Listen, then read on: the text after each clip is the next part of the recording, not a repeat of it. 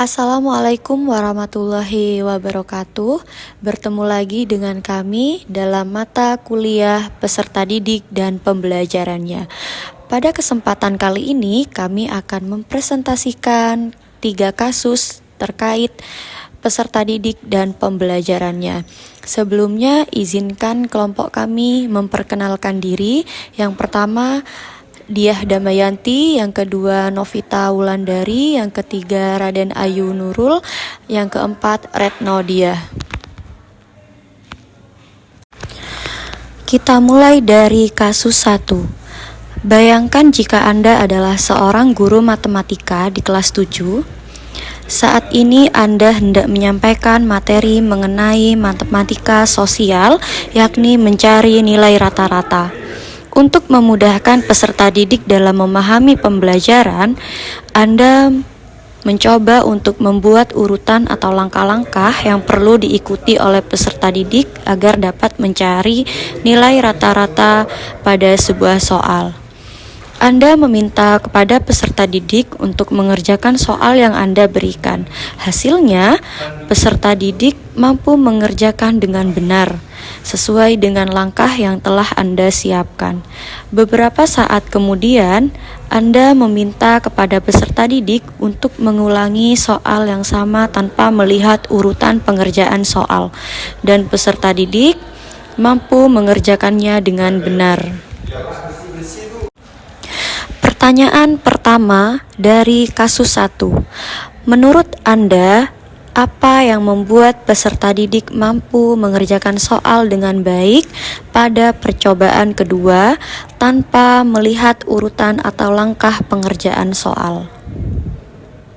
Jawabannya adalah faktor yang membuat peserta didik dapat mengerjakan soal dengan benar tanpa melihat langkah pengerjaan soal adalah stimulus yang diberikan oleh guru sebelumnya. Ketika peserta didik diberi rangsangan atau sinyal terkait cara mengerjakan soal yang benar dan merespon dengan benar, maka hal yang sama akan terjadi tanpa melihat langkah pengerjaan soal. Hal ini terjadi karena stimulus atau rangsangan yang diberikan oleh guru melekat dalam pikiran dan menjadi pembiasaan oleh peserta didik. Pertanyaan kedua dari kasus 1. Sebagai seorang calon guru, dalam kegiatan belajar yang seperti apa metode di atas dapat diterapkan? Elaborasi jawaban Anda dengan menyertakan teori yang berkaitan. Jawabannya adalah kegiatan belajar yang berpusat pada guru. Kegiatan belajar yang berpusat pada guru merupakan salah satu penerapan teori belajar behavioristik. Teori behavioristik mendukung kegiatan belajar seperti yang terdapat dalam kasus 1, di mana seorang guru berperan untuk menjelaskan dan memberi contoh dalam pengerjaan soal. Kemudian, peserta didik mengikuti arahan guru sehingga dapat menjawab soal dengan benar. Dari kasus 1, dapat terlihat guru memberikan stimulus kepada peserta didik sehingga peserta didik mampu menjawab pertanyaan dengan benar. Setelah stimulus diberikan, apabila peserta didik diberi soal yang sama tanpa stimulus sebelumnya, maka peserta didik mampu menjawab soal dengan benar. Hal ini terjadi karena adanya stimulus atau rangsangan yang diberikan oleh guru dan direspon dengan baik oleh peserta didik saat pembelajaran. Kasus kedua. Rina adalah seorang guru di kelas 1 SD. Sebagian besar peserta didiknya belum bisa berhitung dengan lancar. Rina sedang memikirkan cara yang sesuai untuk membantu setiap peserta didik menyelesaikan tantang belajarnya. Menurut Anda, apa yang dapat Rina lakukan untuk membantu peserta didiknya sesuai dengan tahapan perkembangan usia?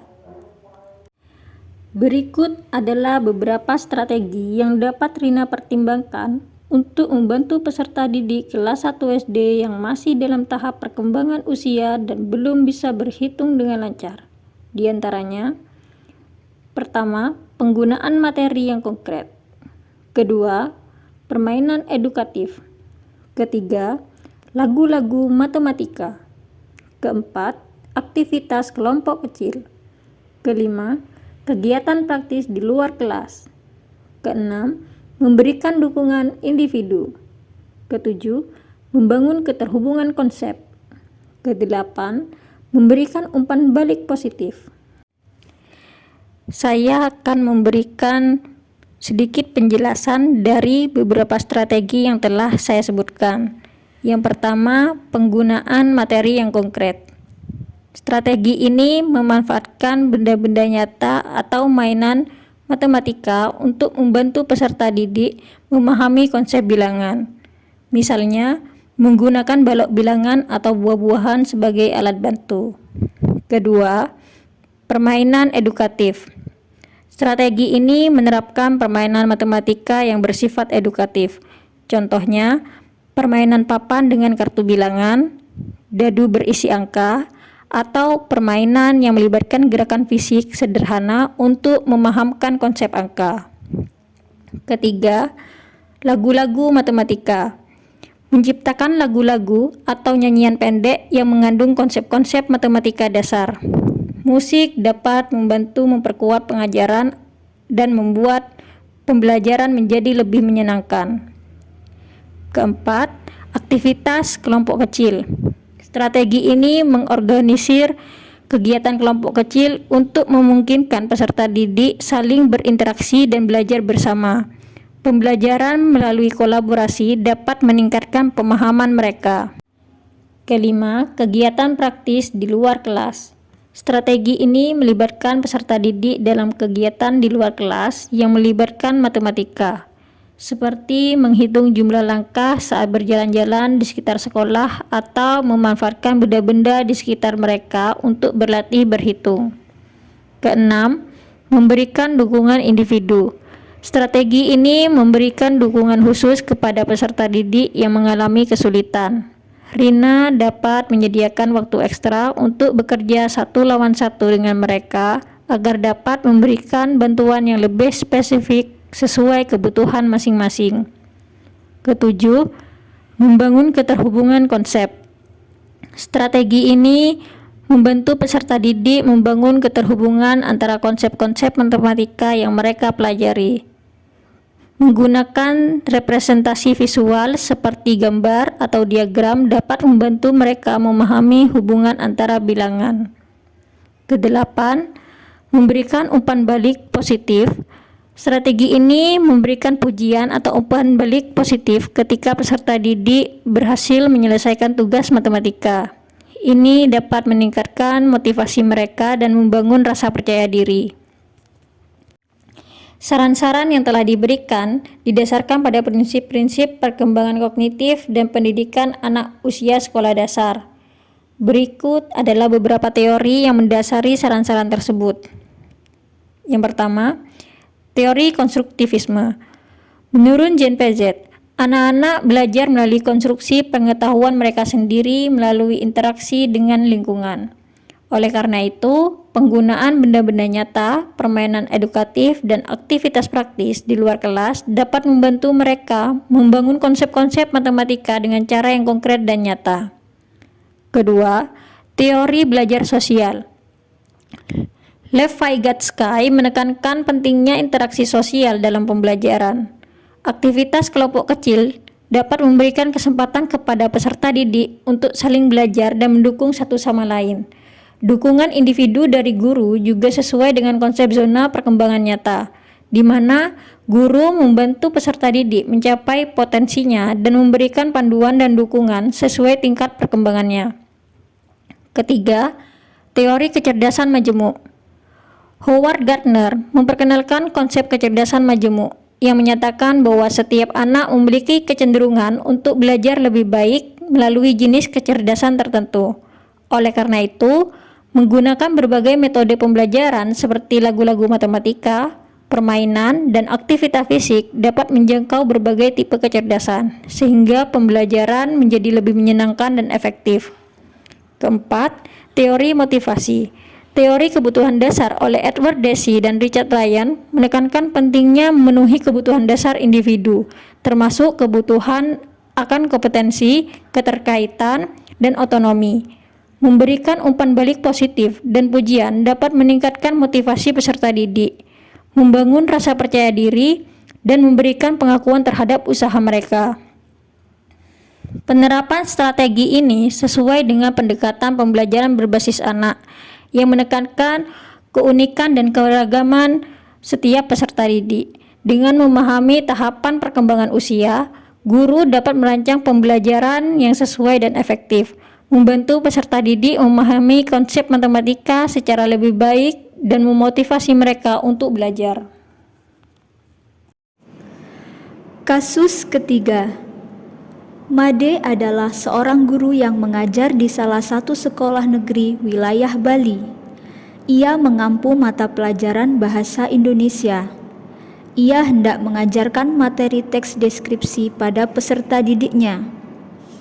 Pada buku cetak yang menjadi panduannya saat mengajar, terdapat beberapa contoh teks deskripsi menceritakan tentang bangunan-bangunan pencakar langit yang ada di ibu kota. Dengan memperhatikan latar belakang setiap peserta didiknya, Made pun mencoba untuk memberikan contoh berbeda. Ia memberikan contoh teks deskripsi tentang pantai dan makanan khas di Bali. Apakah pertimbangan dan keputusan Made sudah sesuai? Mengapa demikian?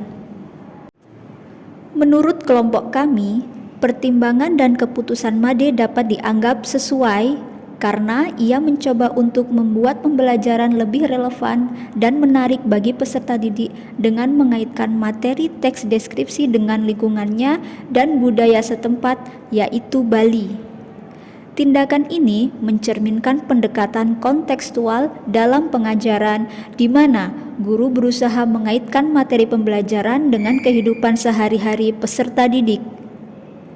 Prinsip yang mungkin digunakan oleh Made adalah prinsip kontekstual atau kontekstualisasi pembelajaran. Kontekstualisasi adalah pendekatan pembelajaran yang berusaha mengaitkan materi pembelajaran dengan konteks kehidupan sehari-hari peserta didik. Dengan memberikan contoh teks deskripsi tentang pantai dan makanan khas di Bali, Made menciptakan relevansi lokal dalam pembelajaran yang dapat membuat materi lebih bermakna dan mudah dipahami oleh peserta didik. Pertanyaan kedua. Prinsip apa yang Made gunakan dalam kasus tersebut? Elaborasi jawaban Anda dengan menyertakan teori yang berkaitan. Demikian presentasi dari kelompok kami. Semoga bermanfaat, kurang lebihnya mohon maaf. Wassalamualaikum warahmatullahi wabarakatuh.